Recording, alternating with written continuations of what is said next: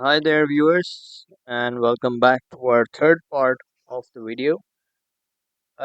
Just to recall or recap the previous video, what we covered was firstly what project status report looks like, what are the overall dashboard details, what are the project details. So, our first sheet covers the project overview or the details, what's the current status, completion, and everything. That's something we covered in the first part.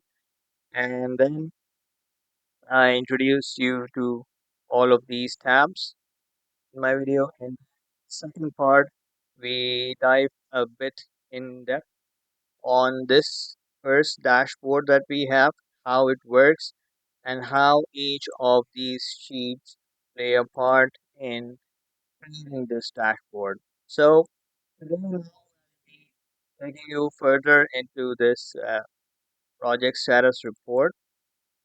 We'll be covering two more areas in today's video. Firstly, what are the tasks in progress, and secondly, the next items that are aligned for next week, and finally, the top five items of the sheet. So we'll cover these sections today, and you'll see how these are working, how these get populated, and in along the way, if you have any questions, just drop them off in the comments and I'll try to answer them as per your requirement. So let's start off. Um, Previously, we covered last time that how this project schedule is pulling out, and just to recap for new joiners, so we are using the tasks tab over here, which is exported using Microsoft project export feature. I exported them into Excel and put them here, and I'm using this to populate these items. So what I've done is I've defined the project task column over here as as a drop down. So you have all the project tasks defined over here. And for those of you who are new to Excel, so this can be easily achieved by applying the data validation, which you can go over here from the data tab and go to data validation and you give it a specific value or less where it gets populated from. So you can give this a reference from over there, and then it will start pulling the data from that particular location.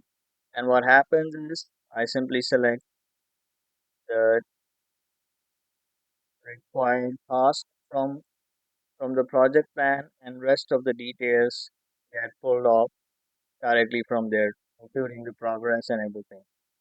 So one key thing that's happening over here is that you see these color codings. These are being uh, conditional formatting. Over here, if we go into manage rules, so conditional formatting is where you can apply conditions to a range of cells. So you can see I have applied a data condition on these ranges. So this is the range that I have. So it's calculating the number. You can see if we can go into it briefly, so we can see what condition I've applied. So I have, since I know I have percentages in this range, and I already know that the maximum range is 100. So what I've done is I've selected the format style as data bar, and I've given it lowest and highest value. So from the lowest value, it is specified, to increase the data bar from lowest to highest, and it will sort of calculate based on whatever number it's getting. So intelligently, what Excel does is, if I'm not providing any specific value to it, it will auto calculate whatever highest number I'm getting in this range, and it will assume that 100 is the highest. So I don't have to, apply anything separately to it. And then I can select the color from over here. I can choose green just to show the progress and everything. So it will eventually shows the right color over here. So instead of a darker contrast, I can select this. And as soon as I apply, you can see that it will start showing green. So these colors can be easily managed by yourself. Similarly, these statuses are also being shown red, green, and amber. So these are being explained previously. These are being calculated from the schedule. So whenever it's getting a difference of a certain value, it shows the color based on, or the value based on that. And then the color theming is being done by conditional formatting. So for example, if you recall, I mentioned I'm picking up the start date, then the baseline starts, and similarly finish date and baseline finish date. So what I'm doing over here is I am finding out the variance between the baseline finish and the actual finish date, and then applying the threshold that I have defined over here in my list of values. So in case of schedule, so anything that's going beyond five days, that's something that it will consider as red, and that's what it's done over here. So anywhere where finish date is going beyond planned date, you can see it was in April, and the finish date has gone to June, so it has gone red. So otherwise, wherever it's matching, it's showing the green value. So once you assign the values, then you can apply the conditional formatting. That's what I've done over here. So I've given let's edit one of the rules. Let's pick out the red one. So what I've done is selected the format only values that I want to format a column or cell, format a cell based on its value. So I selected the cell value from here, selected what condition I'm gonna give. So since I'm giving it specific condition, you can give it range, you can give it lesser or greater than value. Since I am giving it a text, so I am giving it a text to compare, and I'm giving it equal to, and I have specified, okay, instead of writing down the actual number, what I've done is I've used my LOVs list, list of values, and given it a reference of A5. So just to remind ourselves what A5 is this. So um, a lot of you may question that why have I not only written red over here in the conditional formatting? So I could have done that very easily. The reason I've done is that it's always good to create your sheets using uh, variable details. So in case tomorrow I want to, change this verbiage from red to something else, so I just have to update it over. It will get updated all the way to this sheet and everywhere else where I'm using it. So instead of updating it everywhere to make it consistent, I'll just change it one place and it'll change everywhere else. So for example, let's test this theory. I change it to let's say um, caution. All right.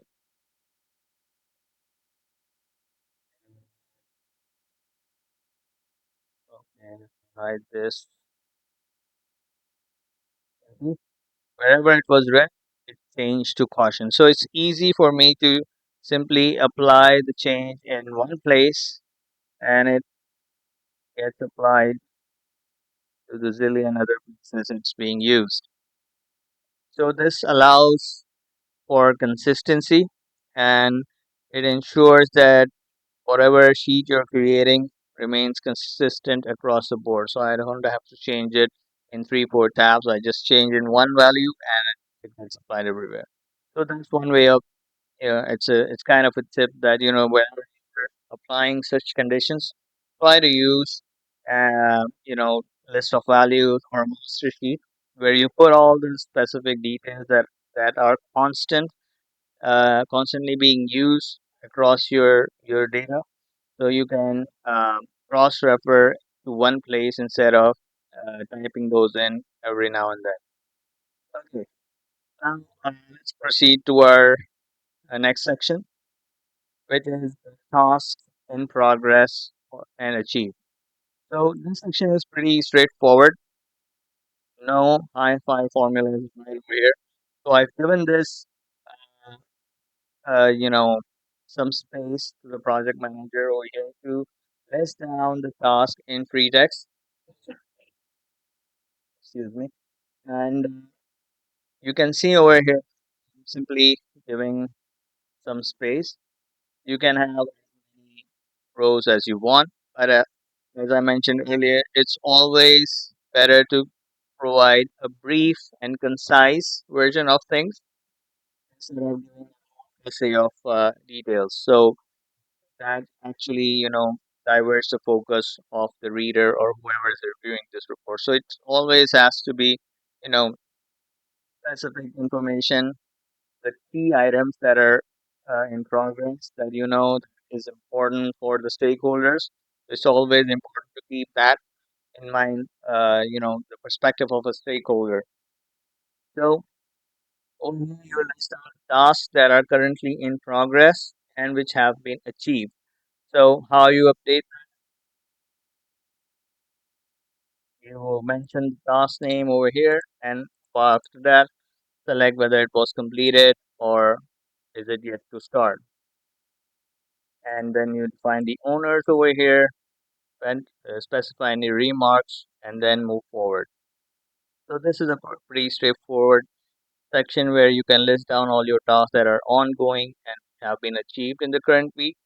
And then let's move on to the next section. Now, the other important part is that we specify what are the tasks that are aligned.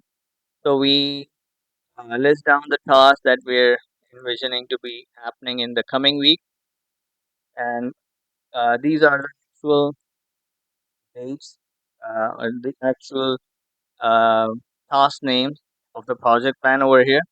So whatever you mention over here should be exactly the same as the project task. That's because it's picking the date value using VLOOKUP. So what it does is it goes into this sheet and picks out the start date column, this one, and then whatever data it retrieves, because by default the date column is returned either in a text format or a serial number format. So I convert it into a date value using the date value method in Microsoft Excel.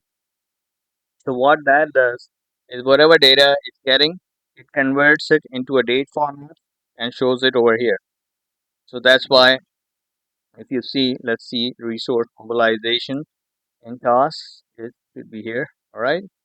So over here you can see it is showing in a different format, and as soon as Excel picks this up, it converts it to a date format that I want, and it shows it over here.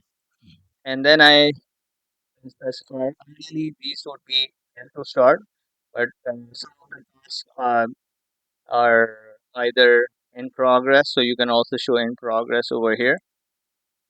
So for example, some of the tasks are spilling over to next week from the current week, so you can show them in as in progress over here, and who the owner is for this task and what are the target dates. Again, target date is being picked up by using VLOOKUP, and it's picking up the finish date and converting it to a date format. And which wherever the data is key, it automatically sets this value over here.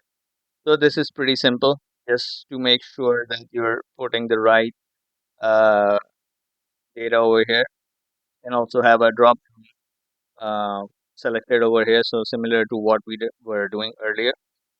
So I chose to uh, allow the PM to write the names so he's vigilant and ensures that he knows the task names. Then we have the most interesting part of the report. These are the top 5 items. So these are some key 5 items that you want to highlight to your stakeholders. Why I set to 5? It's pretty simple that I don't over communicate or overburden the viewer with bulk of it. The 5 items are essential that I want to highlight. So I have a drop down where I have risks, issues, dependencies, and qualities. And interesting part, right? So interesting part of this section is that I can select out of these items, I can select risk. So what happens is automatically it picks up the topmost risk in the risk sheet. Let's cross check that and it shows its status, who's the owner of this risk and what's the due date. So if we go over here, you can see in the risk sheet, we have this item listed as the first item of the sheet and it has the assigned, who's the owner, what's the current impact, what are the open items, and what's the target date. So you can see all of this over here. Similarly, if I select risks again, let's say I have more risk in my project. So what will happen is now instead of picking the same risk again, it picks up the next one. So you can cross verify. We have 2 risks in the project. So over here, it will show the second risk. Now you may ask what happens if I select it one more time. I don't have 3 risks in my project, so what it will do, it will simply remain as plain row over here. So you can see that it's dynamically picking up the values, how many values are there. And what other thing happens is, let's say I select issues. So now it picks up the top issue in my issue list and pushes down the rest to second place all the way. All the while it's keeping its integrity in place. So the first rest is showing first, the second one is showing second, and let's say I want to show another issue over here. So what happens is, let me just expand it a bit. So you can see. So now what happened is that the second issue in my list gets displayed. I think it's the right one. Yeah. Prompt recordings. Uh, okay. Just in case you're a bit confused, so the word it's picking up this information. So it's picking up the comments over here. So you can you see instead of the short description, you're seeing the actual comments that the PM has written over here. So it's descriptive over here. So again, my risks that were there, they got pushed down. Now I select another one. So it again picks up this next issue in my list, which happens to be the same one since I copied everything again.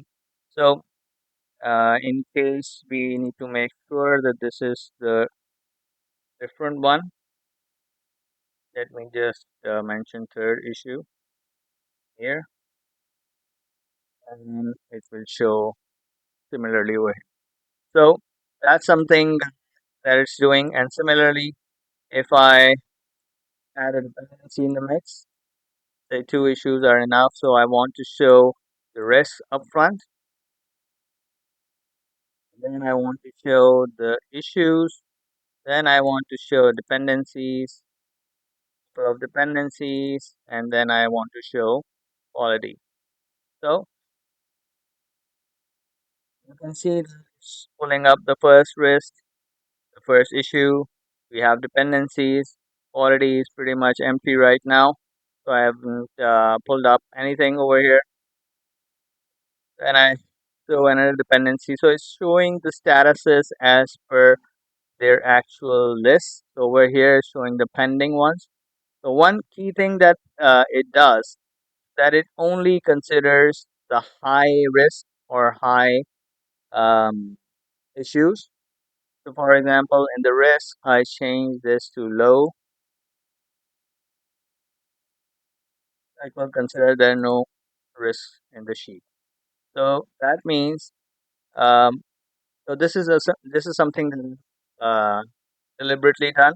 So I'm only showing high impacting risk or medium and high, but not the low level risk. So you can control this sheet as well.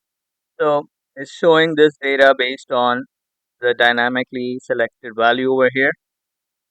So it's a very good way to highlight some key top five items that are essential for any project, be it risk, be it issues, dependencies, and instead of going all the way into the dependency sheet, you can specify the ones that are necessary, and then project team that are doing the day-to-day project updates and everything from the clients and from any stakeholders team, they can then go into dependencies and see what the details are.